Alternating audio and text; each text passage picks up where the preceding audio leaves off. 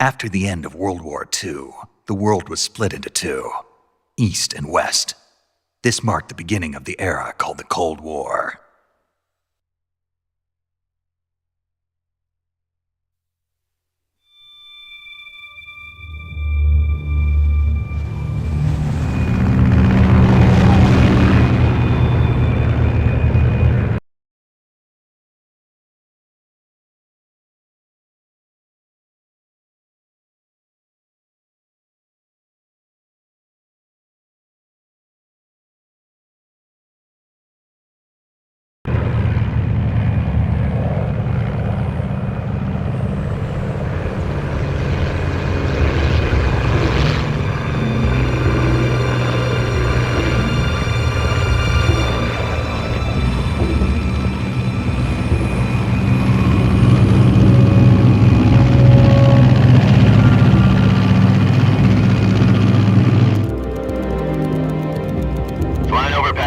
Altitude 30,000 feet.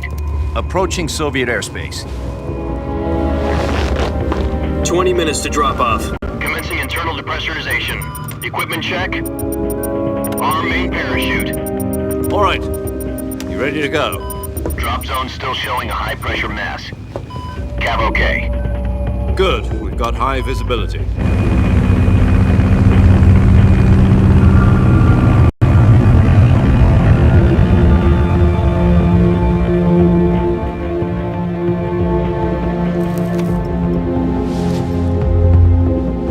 Put out that cigar.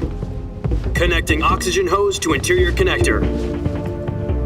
Put on your mask.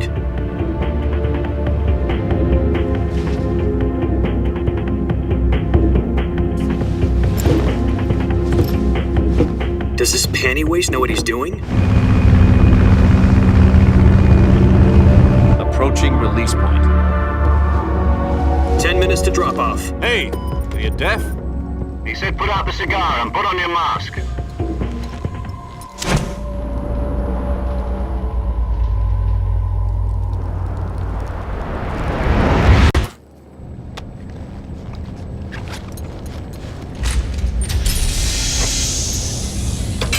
Depressurization complete. Checking oxygen supply. 6 minutes to drop off. Opening rear hatch.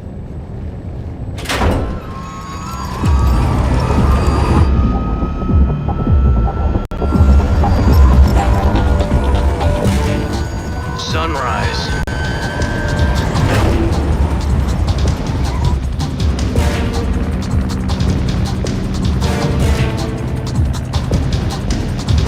External temperature minus 46 degrees Celsius. 2 minutes to drop off. Stand up. You'll be falling at 130 miles per hour. Try not to get frostbite from the wind chill. 1 minute to drop off. Move to the rear. Activate bailout bottle. This is one for the history books. The world's first halo jump. 10 seconds to drop off. Stand by.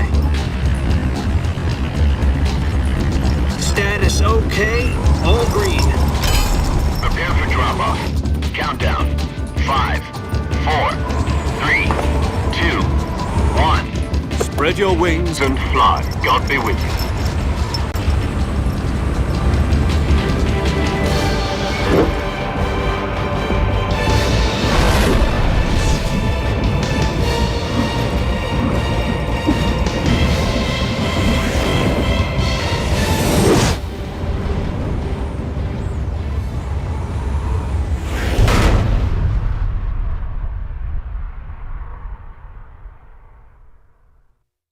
Jack, I've got some important news.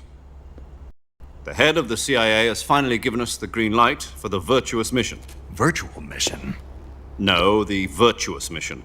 The future of our Fox unit depends on it. If it succeeds, we'll be officially organized into a unit.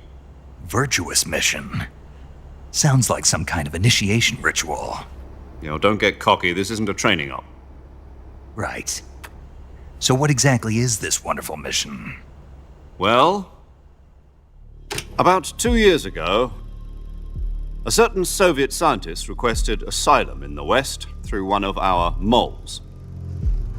His name is Nikolai Stepanovich Sokolov. He's head of the OKB-754 Design Bureau, one of the Soviets' top-secret weapon research facilities, and the East's foremost expert on weapons development. Sokolov? Isn't he that famous rocket scientist? The very same. On April the 12th, 1961, the Soviets achieved the first manned spaceflight in history. The Earth was blue, but there was no God. Well spoken. The rocket that carried Yuri Gagarin to orbit was the A-1, known as the Vostok rocket. Sokolov is said to be the man most responsible for the multi-engine cluster used in that rocket. After Gagarin's flight, Sokolov left rocket development to become the head of the newly established Design Bureau. From a lowly technician to head of a design bureau, that's quite a success story, so why do you want to defect? It seems he'd become afraid of his own creations. Afraid? Call it a crisis of conscience. And for that, he left his country and his family behind and went over the fence? Not exactly. One of his conditions was that his family was also to be taken safely to the West. We used a mole to get the family out first and succeeded in sneaking Sokolov over the Berlin Wall shortly afterwards. I was the one who conducted the operation. The security on the eastern side was still full of holes back then. Then what? We got Sokolov over in one piece, but the whole ordeal had left him exhausted, and we checked him into a hospital in West Berlin. It took him 2 weeks and more than 600 miles to get from the research facility in the Soviet Union to Berlin. He was in no condition to say anything coherent. And it was only a week later that we had something much bigger on our hands.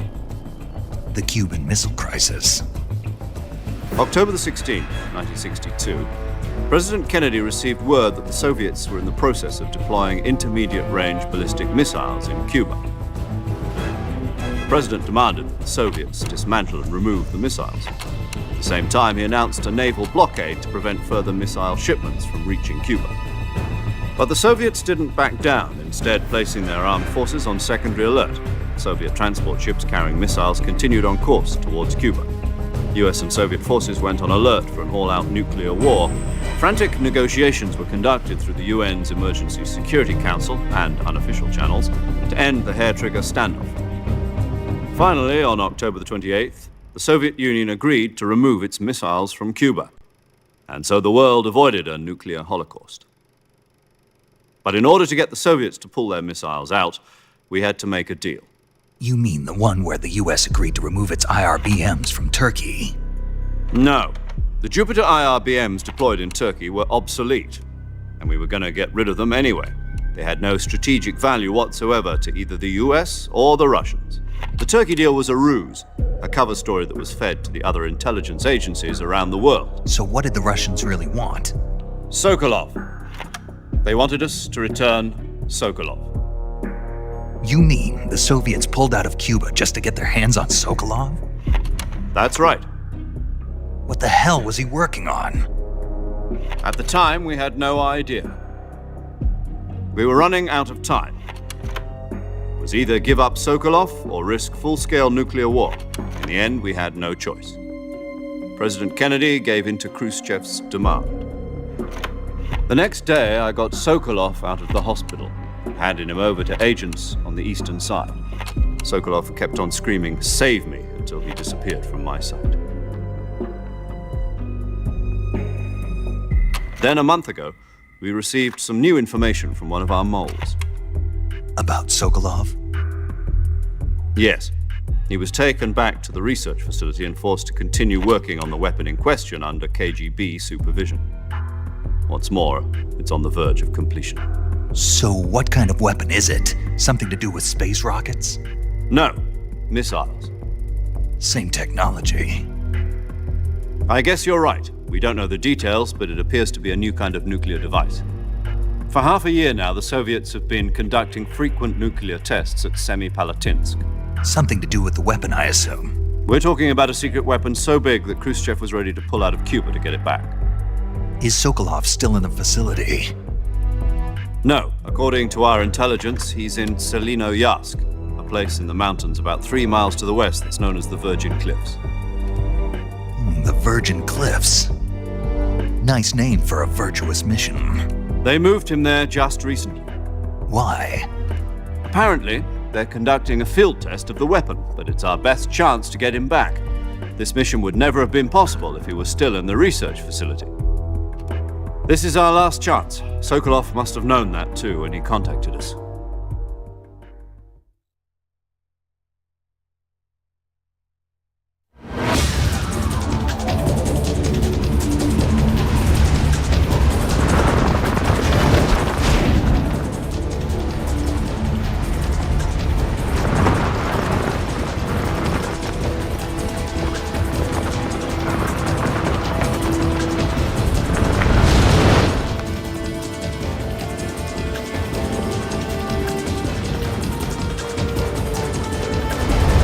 Listen up, Jack. Your mission is to infiltrate Selinoyarsk in the Soviet mountains, ensure the safety of Sokolov, and bring him back to the west.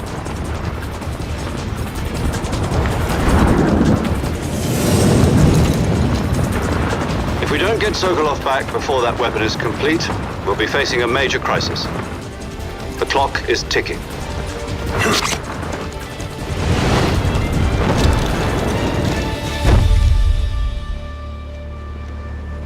Once we've confirmed the rescue of Sokolov, stand by at the recovery point. A recovery balloon will be dropped at that point. Helium will be pumped into the balloon to inflate it. The process takes about 20 minutes. Once it's complete, the gunship's arm will latch onto the balloon and pull it up. The Fulton surface-to-air recovery system. I'm familiar with the theory. Take it easy. It's been combat-proven. Do you think Sokolov is up to it? The shock will be less than during a parachute jump, and the arm can handle up to 500 pounds. So you're planning on going over the border in a single combat Talon? She's equipped with 2 6-barrel 20mm Vulcan cannons, as well as 2 40mm machine guns. Sounds like she could hold her own against a battalion of tanks. Even with the fuel in the reserve tank, we're facing a 4-hour time limit. If all goes well, it shouldn't take more than a few hours.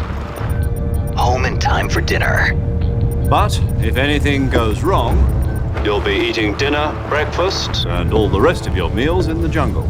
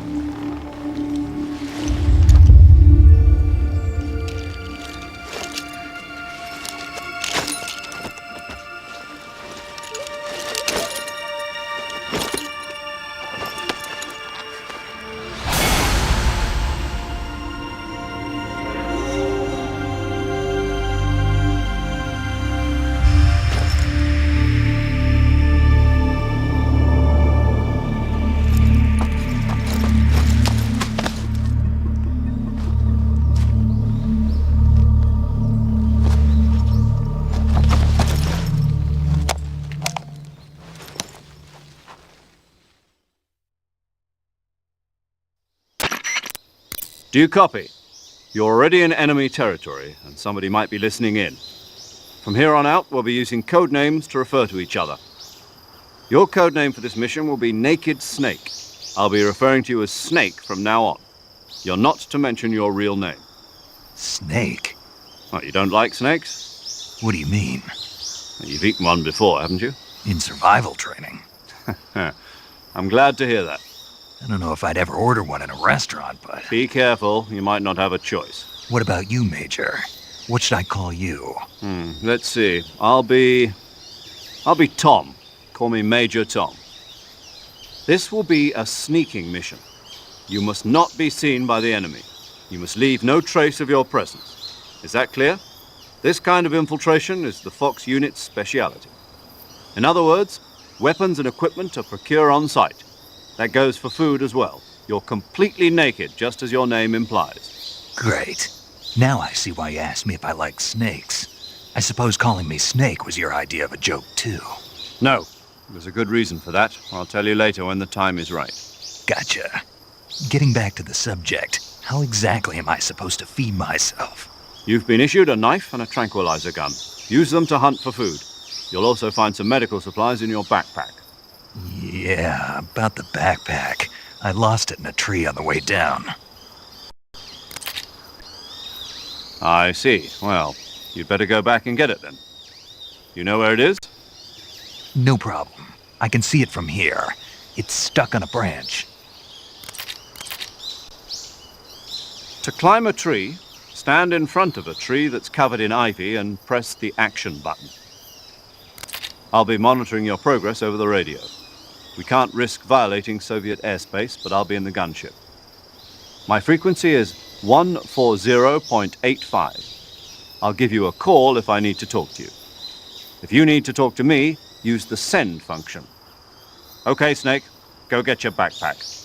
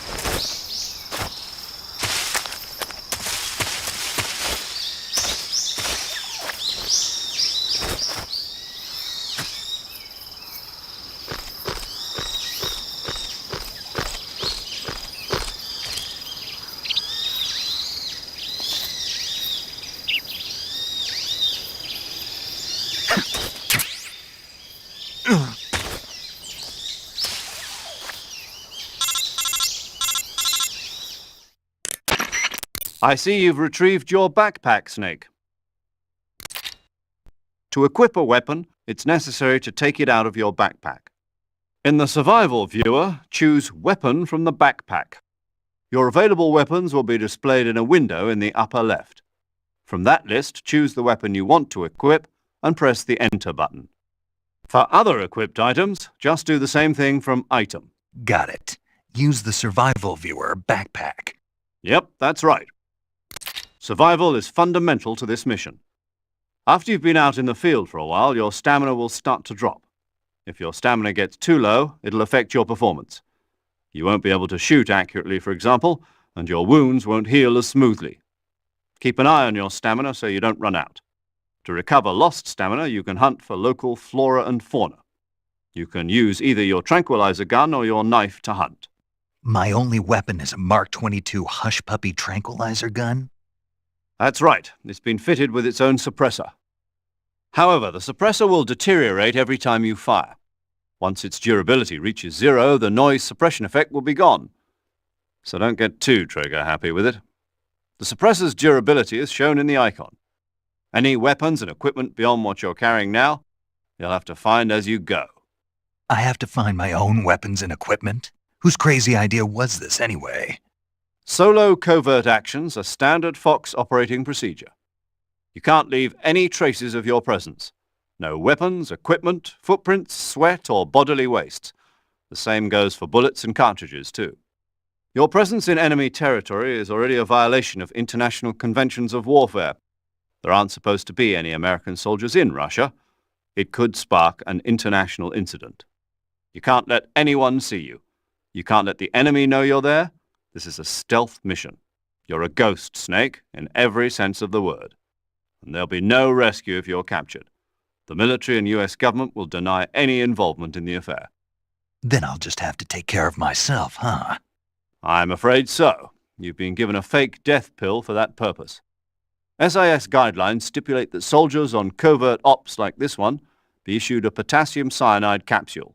Tape it to your body so you can take it when you need to. How generous of you. Use it if you're taken prisoner by the enemy. It'll send you into a state of false death for a short time. Fooling them into thinking that I'm really dead. So how do I come back to life? Just take the revival pill. You mean that thing they put in my tooth before the mission? That's the one. But be careful. If you remain in a state of false death for too long, nothing will be able to bring you back. Remember that. I'll keep it in mind. You said this was a solo mission, right? Right.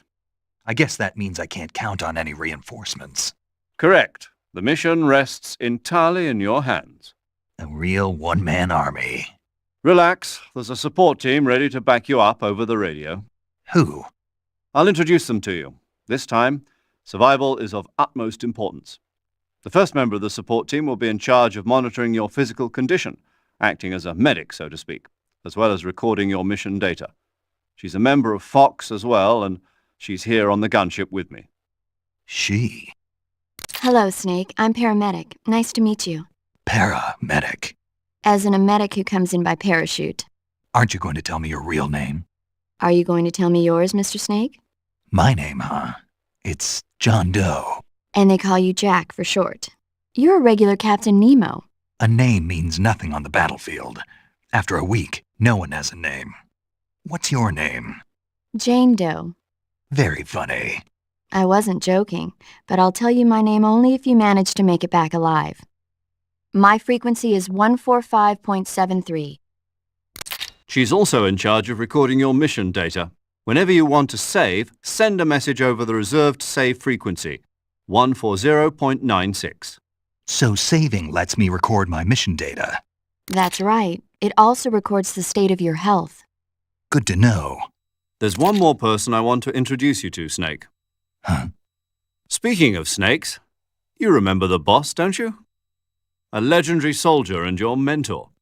Actually, it was the boss that got the DCI's authorization in the first place. She's going to be serving as Fox's mission advisor. The boss is? She also helped me plan this mission. She and I were at SAS together. Jack, is that you? How many years has it been? Boss? That's right. It's me. Talk to me. Let me hear your voice. It's been 5 years, 72 days, and 18 hours. You've lost weight. You can tell just by the sound of my voice. Of course I can. I know all about you. Really? Well, I don't know anything about you. What's that supposed to mean? Why'd you disappear on me all of a sudden? I was on a top-secret mission. You didn't need me anymore. But there were still so many things I wanted you to teach me. No, I taught you everything you needed to know about fighting techniques. I taught you all I could. The rest you needed to learn on your own. Techniques, sure. But what about how to think like a soldier? How to think like a soldier? I can't teach you that. A soldier needs to be strong in spirit, body, and technique. And the only thing you can learn from someone else is technique. In fact, technique doesn't even matter. What's most important is spirit. Spirit and body are like two sides of a single coin. They're the same thing. I can't teach you how to think. You'll just have to figure it out for yourself. Listen to me, Jack. Just because soldiers are on the same side right now doesn't mean they always will be. Having personal feelings about your comrades is one of the worst sins you can commit. Politics determine who you face on the battlefield. And politics are a living thing. They change along with the times.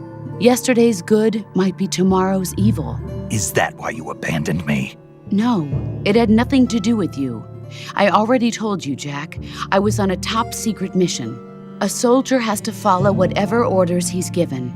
It's not his place to question why. But you're looking for a reason to fight. You're a natural-born fighter, but you're not quite a soldier. A soldier is a political tool, nothing more. That's doubly true if he's a career soldier. Right and wrong have no place in his mission. He has no enemies and no friends. Only the mission. You follow the orders you're given. That's what being a soldier is. I do whatever I have to get the job done. I don't think about politics. That's not the same thing. Sooner or later, your conscience is going to bother you. In the end, you have to choose whether you're going to live as a soldier or just another man with a gun. There's a saying in the Orient, loyalty to the end. Do you know what it means? Being patriotic. It means devoting yourself to your country. I follow the president and the top brass. I'm ready to die for them if necessary. The president and the top brass won't be there forever. Once their terms are up, others will take their place. I follow the will of the leader, no matter who's in charge. People aren't the ones who dictate the missions. Then who does? The times.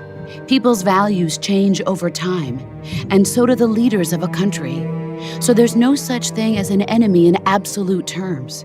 The enemies we fight are only enemies in relative terms, constantly changing with the times. As long as we have loyalty to the end, there's no point in believing in anything, even in those we love. And that's the way a soldier's supposed to think? The only thing we can believe in with absolute certainty is the mission, Jack. All right, but do me a favor. What is it? Call me Snake. Snake. Oh, right. Your codename is Snake. It suits you well. That's right. The legendary unit that the boss put together during World War II was a snake. The Cobra unit, a group of heroes that brought the war to an end and saved the world. As long as you've got a legendary hero backing you up, you'll be fine. Isn't that right, Snake? Yeah, I can't think of anyone else I'd rather have with me. Oh, and one more thing, boss. Yes? It's good to hear your voice again. Same here. After all, who knows if either of us will make it out alive? Snake, you are always best at urban warfare and infiltrating buildings. But this is the jungle. Survival is going to be key. Those CQC techniques I taught you are sure to come in handy. CQC? Close quarters combat, huh? I've been in the Green Berets for the past few years. I'm probably pretty rusty. Not to worry. I'll be here to help you remember. After all, this is your first actual survival mission. I'll be supporting you over the radio. Where are you, boss? Next to the Major? The boss is communicating with us by radio from aboard a Permit-class submarine in the Arctic Ocean. My frequency is 141.80. Call me if you need my advice on battle techniques. Gotcha. Your mission is to retrieve Dr. Sokolov. Dr. Sokolov is being held in an abandoned factory located to the north of your current position. Avoid heavy combat and don't let anyone see you. Don't forget that this is a stealth mission.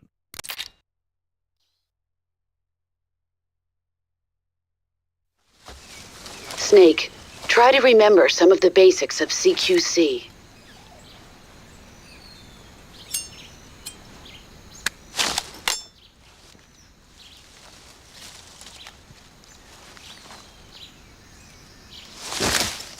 Commencing virtuous mission now.